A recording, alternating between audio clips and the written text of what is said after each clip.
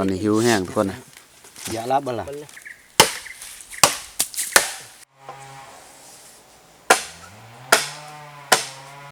นี่ทุกคนนี่หมานคักไหมก็หอกจากโตจองนกตัวหนึ่งนกกระเล่นนกกระเต้นไปบาทคนนี่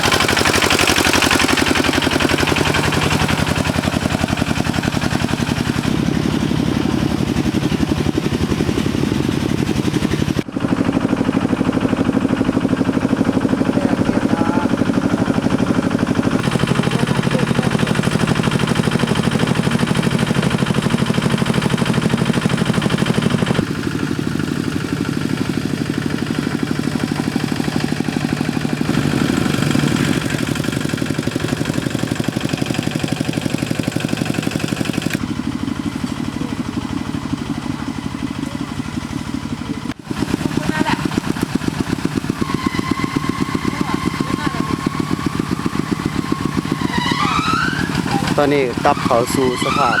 อยู่ป่าที่เก่าทุกคนกลับมาย่ำแคบของเราทุกคนเลยนี่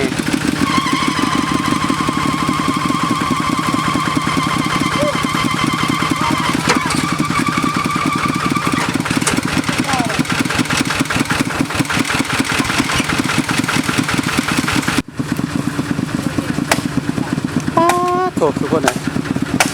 หลังจากที่ว่าเขาเมื่อกับฝนตกถล่มเนาะพายุเขากับต้นใหม่ถล่มช้าซ่าทุกคนเลยทุกบอลเขาแต่งอยู่พวกกิน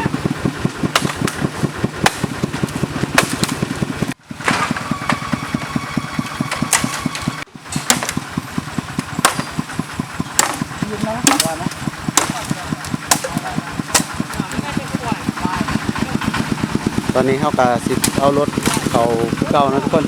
นี่เขาก็สิตั้งเพื่อเฮ็ดบนอยู่บนนอนทุกคนนะโอ้ชีวิตดูบ่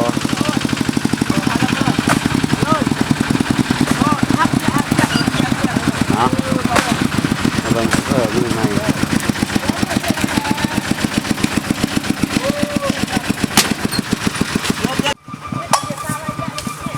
กลับมาถิ่นเก่าทุกคน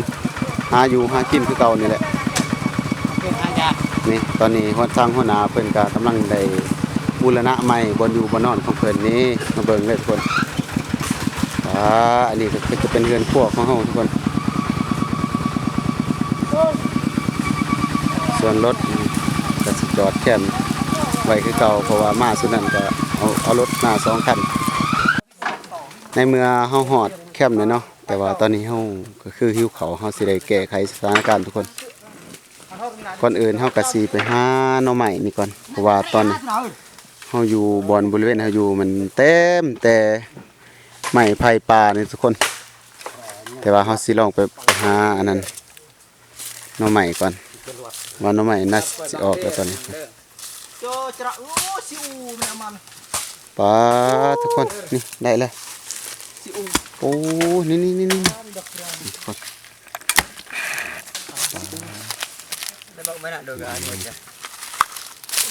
2 อันนี่ถูกเบิ่งนี่มีแต่หนองงามๆทุกคนเลย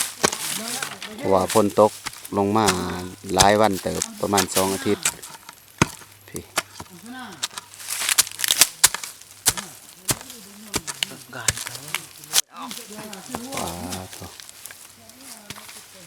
อันหนึ่ง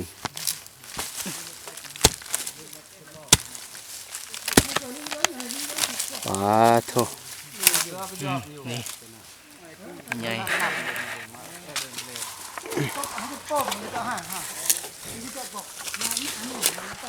นี่ทุกคน เฮาก็ได้4หน่อ ไงเด้อ เอาละจับล่างละตราละก่อนเจ้าเอ้ยจับล่างไปตราเนาะ นี่ตัวนี้ก็สิมาเขาเนาะนี่ขนาดตัวนี้แหละ นี่ทุกคนสิมาเขามาน้ำเพราะว่าหิวเขาทุกคน ส่วนเขาของเฮาเนาะนี่ทุกคน ถือมาเป็นกระสอบเลยบริอึดเรื่องเขาทุกคน น่าเดินดิเราต้องชอบได้เนาะ แล้วกลับมาเบิ่งอันนี้บอลเอาไว้เครื่องครัวทุกคนบอลว่าถ้วยบวงเนาะหรือว่าแนวกินต่างๆนี่มีแต่ใบใหม่ทุกคน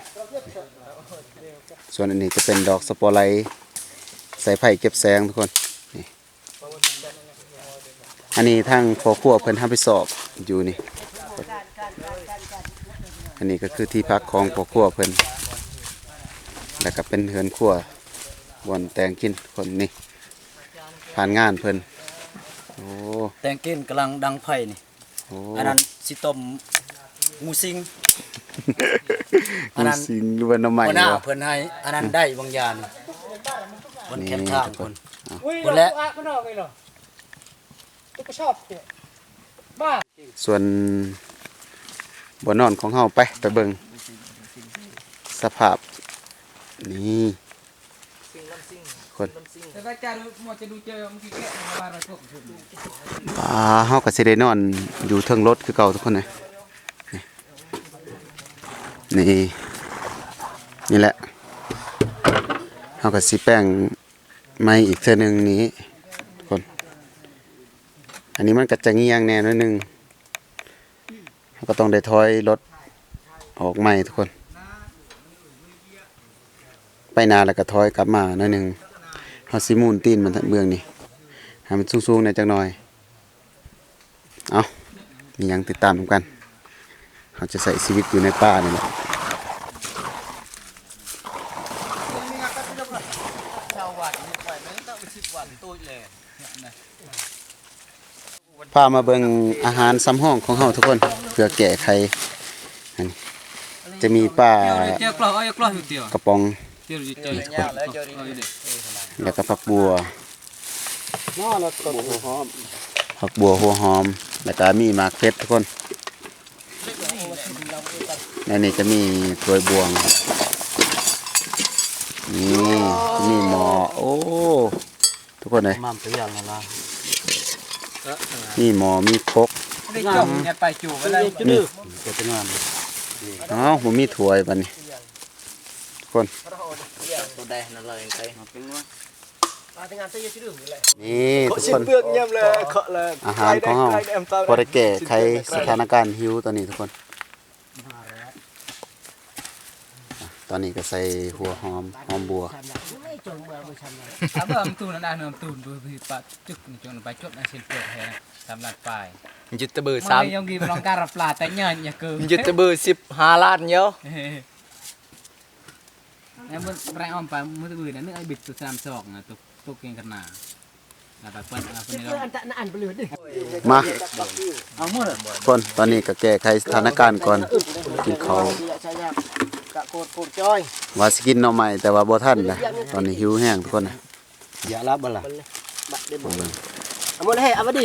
มาเจอบ่ลูกตี แต่ตอนแรกนี่เฮาสิได้ยังสิพาทุกคนไปหายิงกระหอกมาทุกคนสิได้ยัง จ้าของปลา สิได้ทายลงมากินข้าวเพื่อรถ ตุกบ้านผู้สูงตุกบ้านดิมาจะบ้านมีครับ นี่ผ่านงาน เดี๋ยวมาด้วยจะจ้านั่นแหละดับ แซ่บบ่โอ้กินข้าวคักมาทุกคนมาเด้อ เอาเลยตัก กินข้าวก่อน เล่นจ้าแล้วไปน่ะ อะไรอ่ะจะจ้าปกๆนะเอาหมดเลย จะได้คนนะแซ่บอยู่บ่ เสร็จแล้ว บัดแล้วจะหน่อยกินต้มกระหอกเนาะตอนแรง หน้าดูที่จ่าตามกระดาษดินั่นยังฮะตัวนี้ด้วย นั่งหมดเลย มากินข้าวนำกันก่อนทุกคนเลย จ่าขับรถ พอดอกอะไรต่อเบะ เปิดไปอ่ะ คือตอนนี้หลังจากที่ว่าเฮากินข้าวกินน้ำแล้วอย่างใหญ่เนาะเฮาปั้นแต่ละคนก็ได้ออกไปหากินเลยทุกคนส่วนเฮามีสามคนอยู่แคมป์เนาะคือมีอ้าวเฮาแล้วก็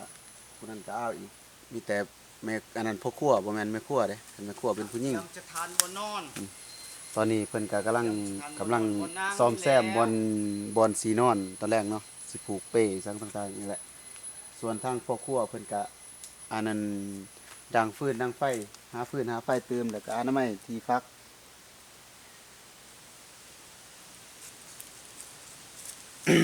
แต่เฮาในคณะที่ว่าเขาไปหากินเนาะเขาออกไปหากินเฮาอยู่แคมป์เฮาก็วางแผนว่าสิเฮ็ดเตียงนี่ทุกคนนี่เฮาสิเฮ็ดเตียงหมื้นี้บอนสิกินข้าวบอนพักผ่อนทุกคนเพราะว่าหลายคนหลังจากที่ว่าเฮาเฮ็ดเวียกเฮ็ดงานแล้วก็น่าจะเมื่อยแน่แล้วก็สิพักผ่อนสิเฮ็ดเตียงเพื่อนั่งพักผ่อนนั่งโซกันกินก็พอกินที่เพนี่แหละเนาะจะได้ก็ติดตามนํกันเนาะ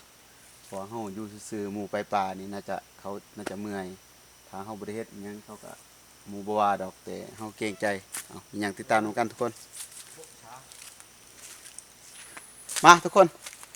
เฮาสิไปหาตัดไม้ก่อนสิเฮ็ดเตียงนะทุกคนไป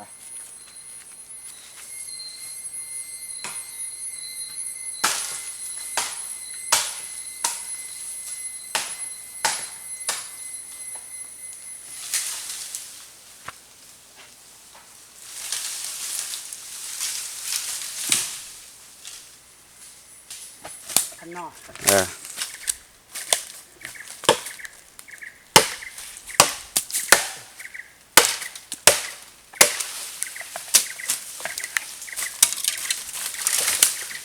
ตอนนี้เฮาก็ตัดไม้ทุกคน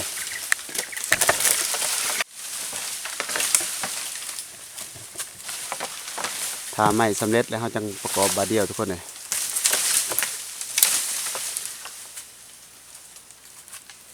ได้แล้วสำนั้น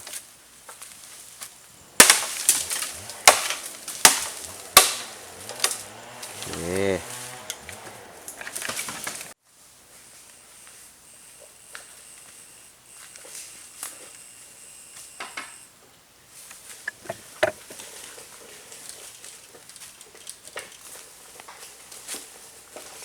คิดว่าอยากยังตักน้องไกร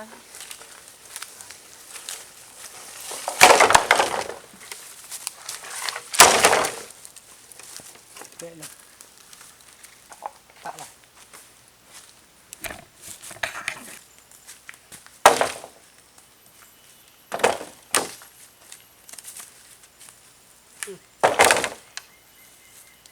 จ้าไกร คือตอนนี้เราได้อุปกรณ์ได้ประมาณ 60%แล้วนะทุกคนเราก็สิเริ่มเฮ็ดเตียงก่อนเราสิเริ่มเฮ็ดโครงสร้างมันก่อนแล้วบ่พอเท่าใดเราจังไปตัดมาใหม่ทุกคนก่อนเพราะว่าเราก็สิตัดลายใหม่สะสายมันก็เสียดายถ้าว่ามันเหลือนะเราก็แม่นอยู่เขาอยู่ในป่าไม้แต่ว่าเราก็ต้องได้อนุรักษ์นำ มีหยังที่ตามเราต้องออกแบบโครงสร้างมันก่อนเพื่อว่าเฮาไม่เฮาสิใส่ซ้ำใดหั้นนะเดี๋ยวไปเบิ่งนำกันคน อันที่ไม่เรียนว่าอันกัน ก่อนอื่นเฮาก็สิเฮ็ดเสามันก่อนทุกคนเลยนี่ตัวนี้น่าจะเสาแบบยาวโพดคน ก็ ส่วนเฮาสิตั้งวันนี้นี่วันนั้นเสาหนึงน่าจะใส่3เสาเฮาจะกาดแบบนี้ทุกคนเดี๋ยวเฮาต้องได้ตัดใหม่ก่อนมันสูงโพดทุกคนน่ะเฮาสิเฮ็ดแบบต่ำ เรียนนั่งแล้วไม่ใช่ไรเลยตั้งนาน อืม ยาโตโตเลย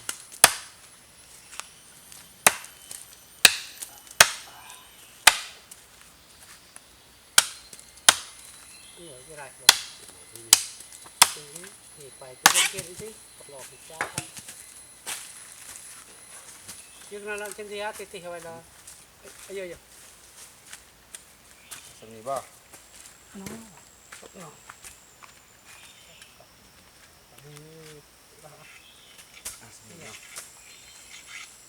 ที่น้องได้เป็นการกาดเป็น ไปตะอีน้าน่ะกาดลอกน่ะมันน่ะลอกเอ็ดอยู่เหี้ยจังแกะบ่ยองตะตัดกูนี่น่ะบ่แกะบ่ยองปรอให้ตึงนะเหี้ย นี่มันนี่มันตักตักนี่มันกัดกันนานมันเอาไปเลย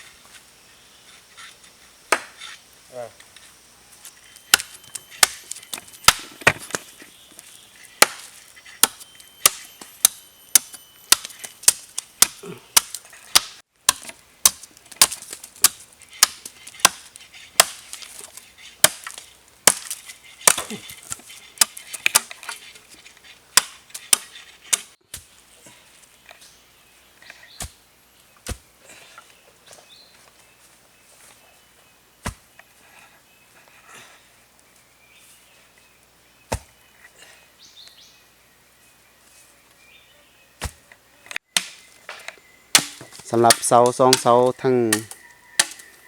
หน้าและทั้งหลังหันโอเคแล้วนะทุกคนตอนนี้ก็คือยังเหลือ ตัวน้อย เสากลางนั่นแหละยังเหลือเสากลางให้วิชาการเพิ่นเฮ็ดทุกคนนี่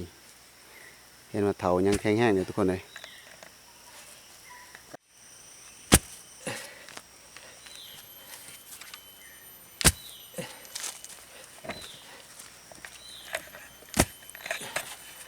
ทุนว่ะนั่งเจ้ยนั่งนะ ยังบ่เอาไหม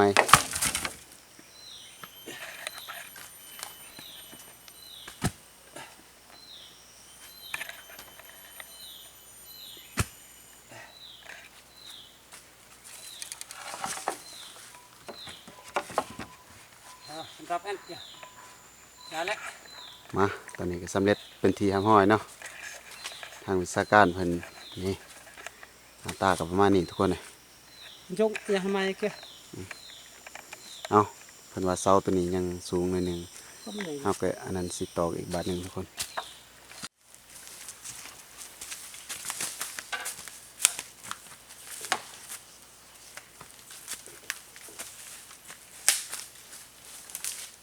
เล่นยกหนังเล่นปิดกัน มีตุ๊กไหนนั่นเสียง แล้วก็ คือย้อนนั่งเนี่ย พอปิดเนี่ย ย้อนนั่งเฮียย้อนนั่ง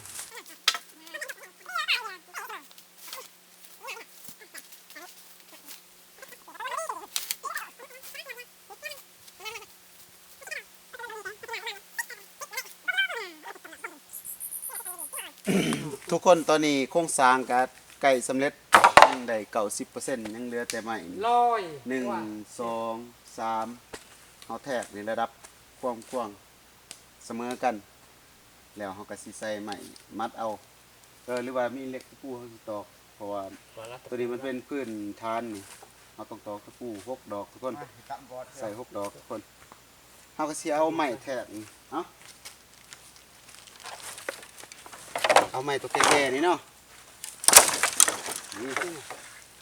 นะแทกนี่เอาแทกแล้วก็ตัดมี3ตัว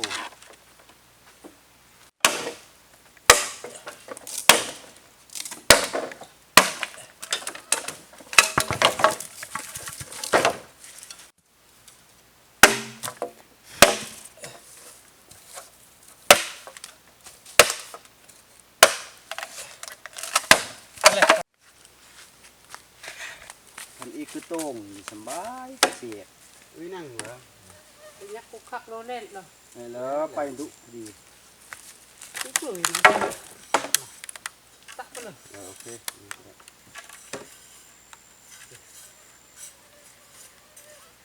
เดี๋ยวเปิด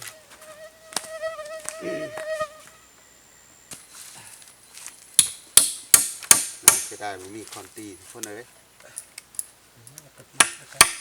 โอ้ เลขปอกตีที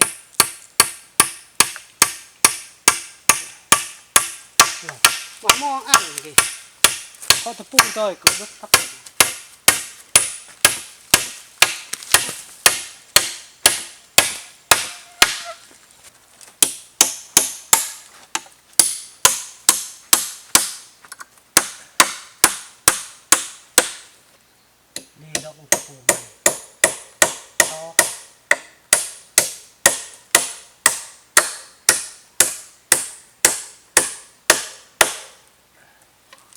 เคล่ะ จอยละ โครงสร้างของเฮาน่าจะโอเคแล้วนะทุกคน ที่เหลือขั้นตอนสุดท้ายก็คือเฮาสิเลียนไม้ไผ่นี่ให้มันได้อันนั้นปูฟื้นทุกคนเนาะจังได๋ก็ตอนนี้ประมาณ 80%นะยังเหลือ20%ก็คือเฮาเลียนไม้ไผ่แล้วก็เอาเสือกมัดไว้ก็ถือว่าสำเร็จเป็นที่เรียบร้อยเนาะเตียงของเฮา พอจะตะชาติก็ยังงงว่างสิว่างย่อย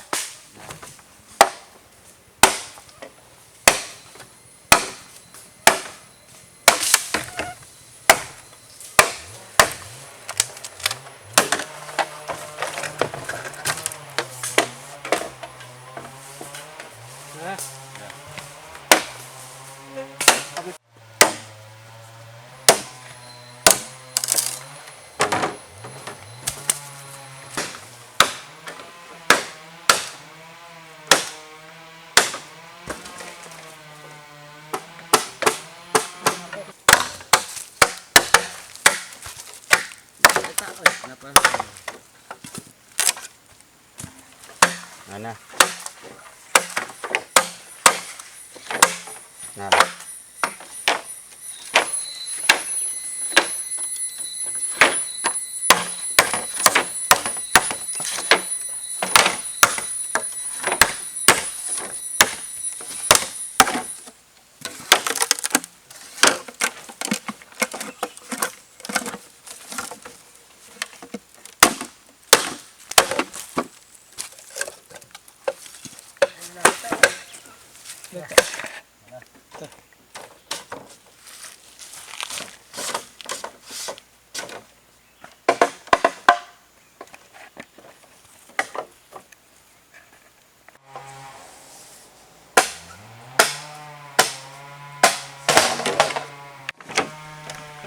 แบบเป็นโอติกี้คือเครื่องทันสมัยแล้วนี่ไร นี่เนาะทุกคนก็คือเฮาจะบ่ใส่ตะปูเป็นหยังเหตุผลที่ว่าจังว่าเฮ็ดแบบนี้นะจังว่าเอาไม้เจาะปองแล้วก็เอาไม้น้อยๆมาเสียบใส่บ่ให้มันอันนั้นปีนเวลาเฮาไปนั่งทุกคนมันจะใส่แบบเฮ็ดแบบสมัยก่อนทุกคนเลยไอเดียก็คือนี่แหละ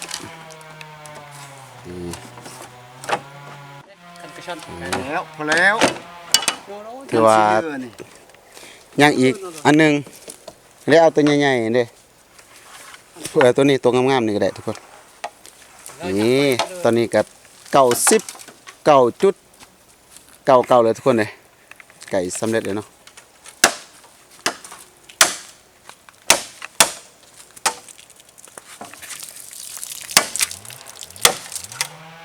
อันนี้คือวิธีเฮ็ดเด้อให้ทุกคนสังเกตเบิ่ง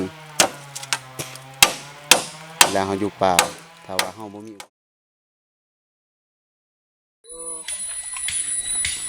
อันนี้นะ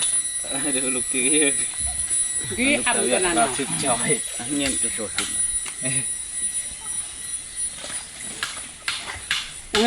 ประทายก่อนไม่ประทายน้องก็ไม่เอี่ยวเช็คมันตุอะไรไปนะ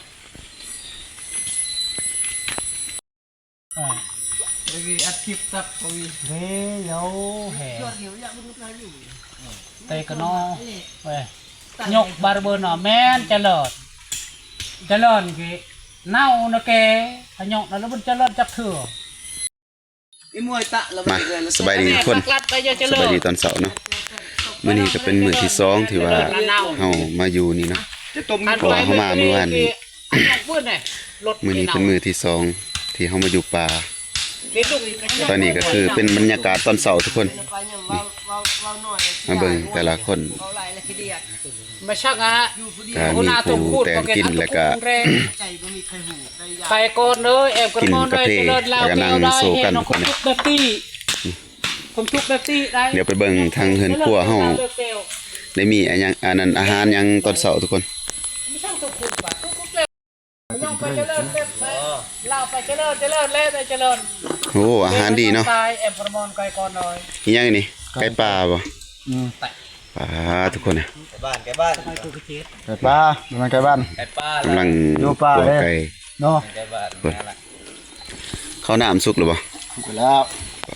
ทุกคน นอนละใครได้กวนนั่นแกนอนละ ว้าไฟ2กล่องทุกคนนี่ไปเบิ่งเขากำลังโซกันกินกาแฟทุกคนนี่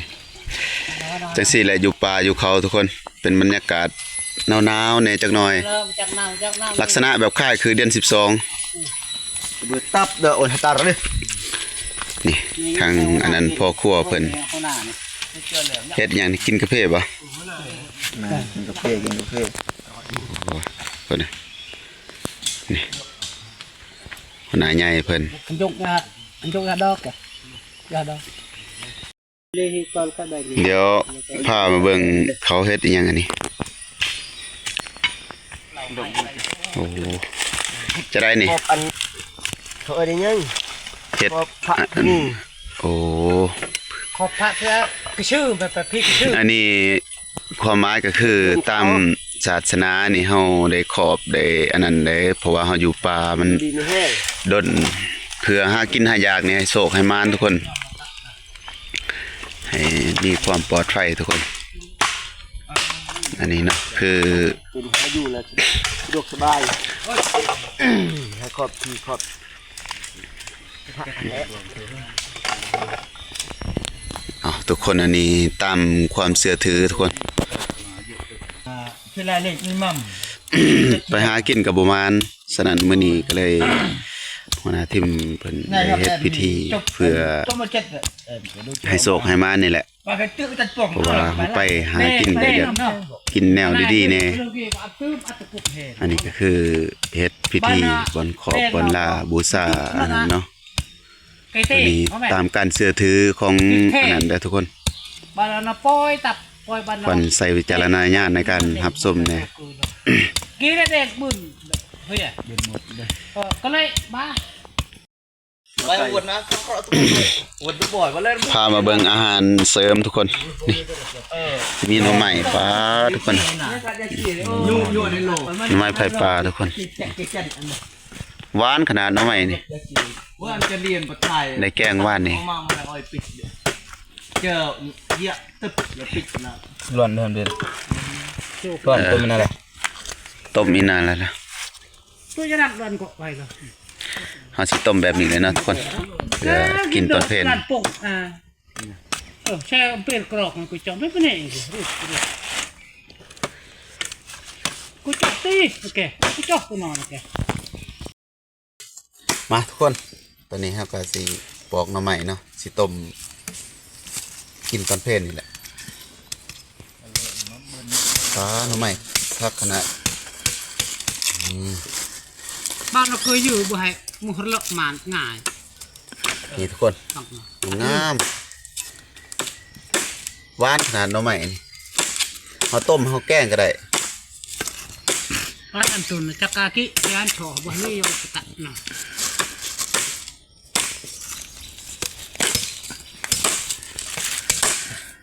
ไปจะง่ายกัน200ครับ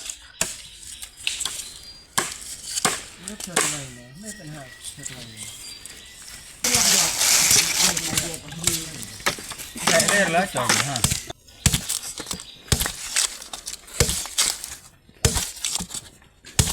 อุ้ย ยอบัดนะฮัดลืมง่ายฮัดดิแต่แล้วตะกุเขาตะกุยโมคือคันนี้กูไทยว่าจะเบะดินี่มีแต่หยอดงามๆทุกคนนะมันก็สิตัดหัวมันก็สิต้มเจ้าเอามาเบิ่งนายผ่านเพิ่นมาทุกคน โอ้ ตาถูกสุดยอดเลย นี่ตอนเช้านี่ทุกคนปลามานคักนี่ก็หอกจักโต จองนกตัวนึง นกกระเล่นนกกระเต้น ไปบา ทุกคนนี่ กีหลักเนี่ยไปจ้ะ คนน่ะ ทีเดือดจะรบกวนไร ก็นี่ก็ทะเก๊ตัวเนี่ยไปนี่ ทีมือน้ำไก่ยืนไร ไว้วันเดียวถ่ายรูปอ่ะ เอาไอ้นี่ อ้าวไว้เลย